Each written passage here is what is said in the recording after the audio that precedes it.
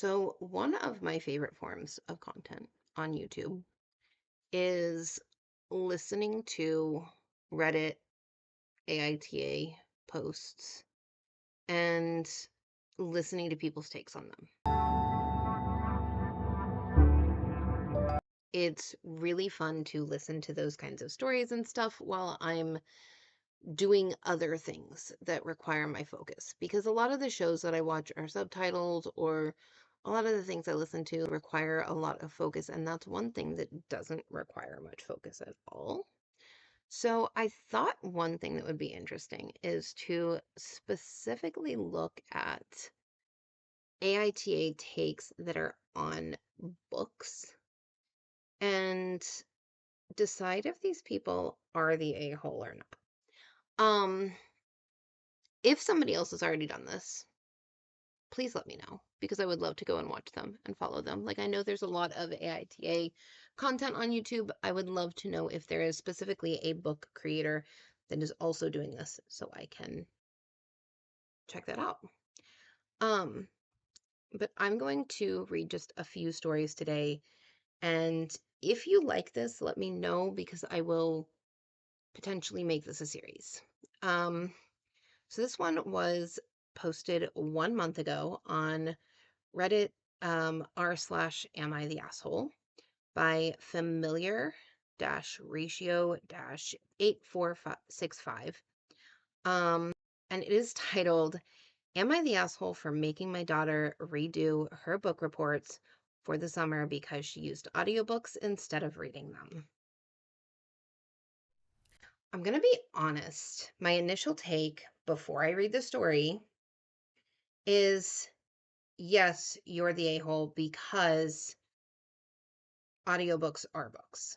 Like, I'm sorry, I get the whole like reading and listening comprehension and things like that. I get that.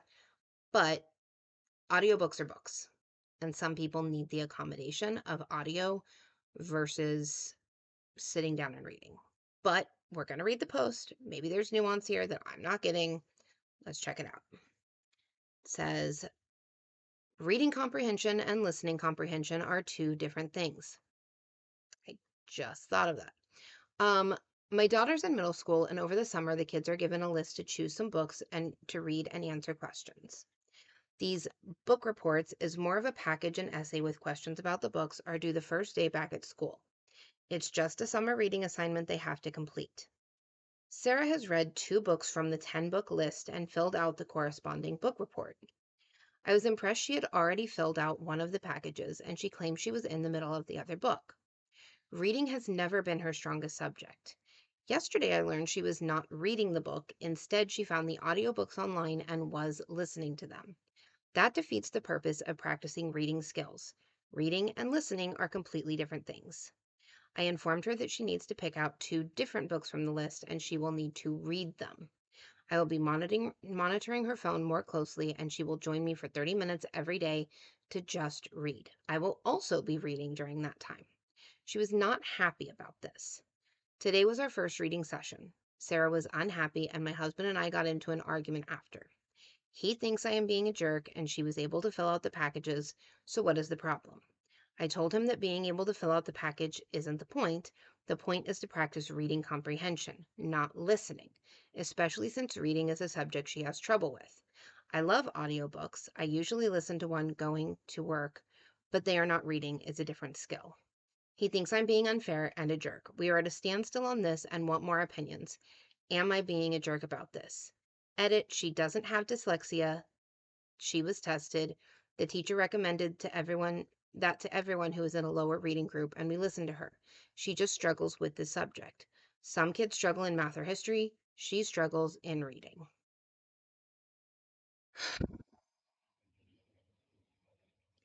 I think the thing that I'm having problems with is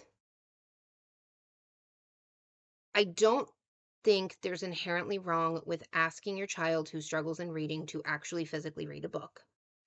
I think where this parent is the asshole is that they're very hung up on listening to the audiobook for this assignment doesn't count. And I think they're wrong about that. I mean, obviously, I am a firm believer that audiobooks are reading. that audiobooks are books and that listening to a book counts as reading the book. Does it exercise different skills? Yes. If someone is struggling in reading, should they be practicing their reading skills? Yes. But we don't know necessarily what this book list looks like. And if this book list is designed at a grade level of reading and she's lower than that at this point, then that's going to be a challenge for her that's kind of unattainable and it's going to make her hate reading. I think a fair compromise here would be to pick out a physical book, whether that's a graphic novel, whether that's a picture book, whether that's something that is like, you know what, I know you're in middle school, but let's pick out a really good elementary series. Like instead of maybe Babysitter's Club, read Babysitter's Little Sisters, which I know both of those are elementary. But if you are struggling with reading, pick out a lower grade book that you are going to enjoy. Have her do the 30 minutes of reading time. Have her spend time reading a book, physically reading a physical copy. But let her have the accommodation on the assignment. If it's getting the assignment done, if she's geared up and ready to do the assignment, then I think she's doing a great thing. I think she's doing the work. She's getting the work done. If you are concerned about reading being a subject that she's not good at, then practice that outside of this assignment. I think that's where this parent is being the asshole. I think the other thing is if she is going to kind of like die on this hill of the audiobook doesn't count for this, it might be helpful for them to do like the audiobook and physical book at the same time.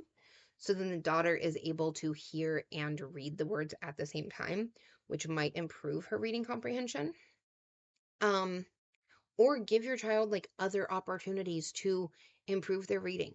My child is homeschooled, and when I pulled my child out of school, reading was really the worst subject. And getting my kid to physically pick up a book to read was like impossible. It was pulling teeth. He was not going to do it. There was no way that he was going to actually sit down and read a book. Instead, we started watching shows in other languages, like watching Thai shows and turning on subtitles. Him being forced to read the subtitles while also connecting that to what was happening on the screen and having the visual cues of what was happening on the screen, made him a faster and more fluent reader. And it helped him understand the comprehension a lot better. Like he got to a point where he was like understanding the words and understanding what they meant and being able to pick up on the words faster. Then when it came time for him to sit down and actually read a book, he was doing much better. He went from below his grade level on reading, significantly below it, to above his grade level on reading. We played board games that required reading a card. We would play things like Cards Against Humanity, the kids edition. And he would have to read the cards himself. So rather than sitting down and reading a book, we would find other ways to work on his comprehension of things. And then if he wanted to listen to an audiobook, or he wanted to pick a graphic novel, or he wanted to pick something that was a little bit more his style, that was fine. He was able to do that because it still counted as reading. It was just a different format. So this is another very kind of recent post, 18 days ago. Am I the asshole? And it says it's posted by that one guy from Good Girls. And the title is AITA for not congratulating my friend on publishing a book. I think I'm going to instinctively say, yes, you're the asshole, because my assumption is that this friend published a book that you think is like a lesser form of publishing, like self-publishing or indie publishing. And because it's not like eligible for the NYT bestseller list, you don't feel like it deserves congrats. That's my gut instinct. So let's read it and see. So a friend of mine recently self-published a children's book on Amazon. She made a big announcement on social media how she was excited to start this new chapter in her life as an author. She also texted me about it, and I responded that it was really cool and I'd buy a copy when I could afford it. I also asked what the story was about, and she told me I'd have to buy it to find out. Okay, as an author, you probably should have an elevator pitch ready. I'm just going to be honest. Later, my husband saw the cover and was curious if it was AI generated. I asked my friend who her illustrator was, and she said she'd used Canva AI. I didn't really care either way, so I just didn't reply to that message right away. A few hours later, she followed up asking why I had asked. I wasn't on my phone, so I didn't see it right away. When I didn't respond again, she sent another message basically saying, "Are you going to reply or not?" I told her I was just curious. I didn't want to mention that someone else thought it looked like AI since I felt that could come across as rude.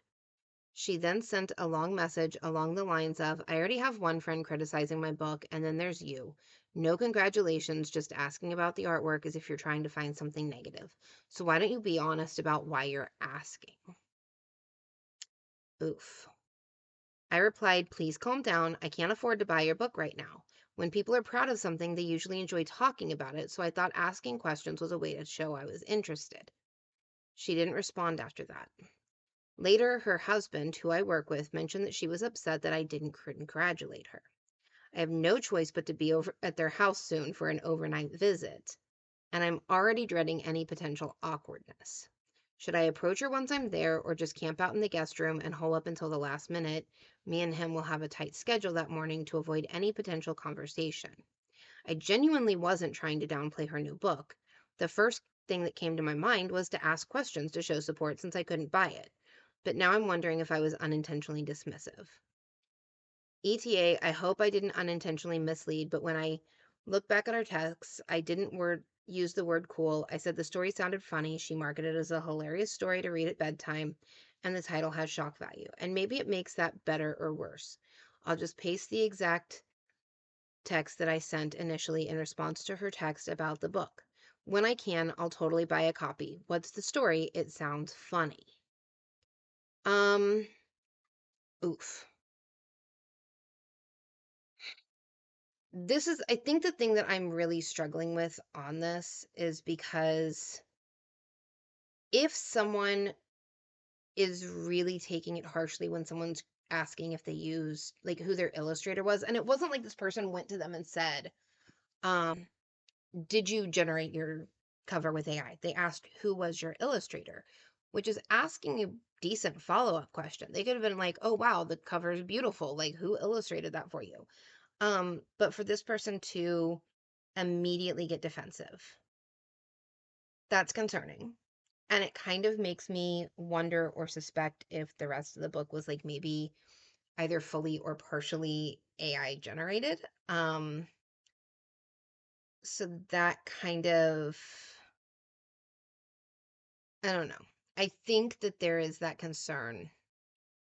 And I think if you're going to self-publish a book, it is important, especially a children's book, because this makes me wonder if this is an illustrated children's book, did they use AI to generate images throughout? Like, it just leads to a bunch of other questions that I have of like, how much did AI do the book and how much did this person do the book? And this person could have been completely involved in the book. And maybe it's a children's book that is text only. It's a bedtime story that maybe doesn't need pictures. And so they wrote the entire body and used AI for the cover because that seemed more accessible at the time. But I think asking a follow-up question and getting a defensive response like that is kind of crummy. I think this person could have led with, "Oh my gosh, congratulations," or "That's so exciting," before asking follow-up questions.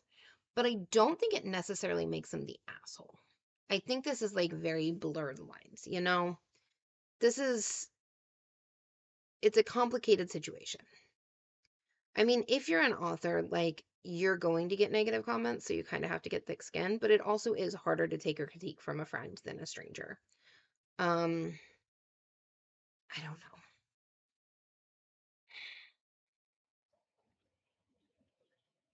I feel like this is one of those things where it's like the OP should have offered congratulations regardless. and then gone from there about whether or not they personally felt like this was a big achievement. I think the follow-up questions were valid, but I can see where the friend is hurt. This is tricky. I don't know. I don't think the person is an asshole. I think they could have congratulated their friend even if they thought that the book wasn't that big of an achievement. Okay, this is an older post from 4 years ago, and it is from deleted. So I have a feeling that this person is the asshole. Okay. AITA for asking my boyfriend to stop pretending that he likes to read. I, 28F, love to read. I usually have a couple of books going at once, and people at the local library know me by name. I also love talking about books with other people. I get a lot of good recommendations that way. And it's also a way to bond over a shared interest. My boyfriend, 28M, never reads. He does spend a lot of time reading the news, but never books. However, whenever he's part of one of the conversations, if anyone asks, he always says he likes to read. It's also listed as an interest in his resume/SM. I think he may be embarrassed by, self-conscious about the fact that he doesn't, as we're pretty nerdy and hang out with nerdy people, and people sometimes associate reading with being more intelligent. This seems like it shouldn't matter, but we've been dating for 5 years, and it's just one of those things that grates on me. Last weekend it happened again, and when I got home, I calmly/politely asked that he stop saying that he likes to read. He got very defensive and said that he does like to read. He read all the time growing up, and books are really important to him, but he is too busy to read now. I said that we've been dating for 5 years, and the entire time he hasn't read a single book, and that if you are too busy to read one book in 5 years, then you don't actually love to read. I also pointed out that when he talks about how he loves hiking, camping, I don't pretend to like them, even though some people might look down on that. He said I was being childish and that it would be one thing if he went around bringing up the topic of reading all the time, but he only talks about it when people ask. AITA for bringing up something relatively unimportant that I can tell he's self-conscious about. Edit. People are saying reading the news is reading. True. I should have clarified that this is specific to talking about reading books. Edit 2. I really appreciate all the comments here. I see now that I have some reflecting to do, and I appreciate the constructive points. I apologize for any posts that were overly defensive. I never posted on here before, and I asked for feedback, and I appreciate people taking the time to give input. Here's the thing. I love reading, but there have been long stretches of time where I haven't been able to read at all. When my kiddo was born, I had heart and lung failure, and I was really sick and not fully aware of a whole lot of what was happening for a couple of years. Parenting took up my full-time schedule completely, and I don't think I read a book in that entire 2 to 3 year span. That didn't mean that I didn't love reading. That didn't mean that reading wasn't a huge part of my life.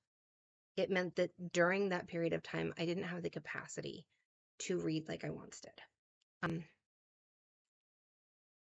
And that's kind of the thing, is like sometimes in your life you will have time to read a lot of books, sometimes you won't. Maybe reading holds fond memories for him because he mentions how he liked to read growing up. I don't think it's inherently wrong to say that just because you haven't flexed a muscle in a while, that you no longer are allowed to claim that you even have that muscle. If he likes reading, he likes reading. I think a better way you could have handled this was to be like, hey, you know what? I know you're super busy.